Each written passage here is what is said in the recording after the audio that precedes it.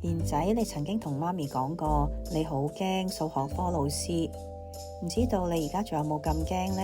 對於一啲挑戰或者掌握唔到嘅處境，係常常都會有一種膽怯嘅感覺。但係聖經呢又提醒我哋，懼怕嘅人喺愛裏邊呢係未得完全咯。因此呢，我哋知道我哋需要從神而嚟嘅愛，將內心裏面嘅恐懼完全除去。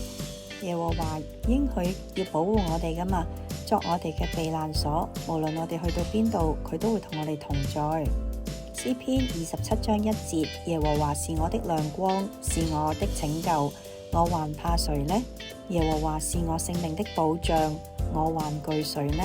約翰一書4章18節，愛裏沒有懼怕，愛既完全，就把懼怕除去，因為懼怕裏含着刑罰，懼怕的人在愛裏未得完全。我哋一齊求天父光照心中嘅懼怕，讓佢嘅愛填滿我哋。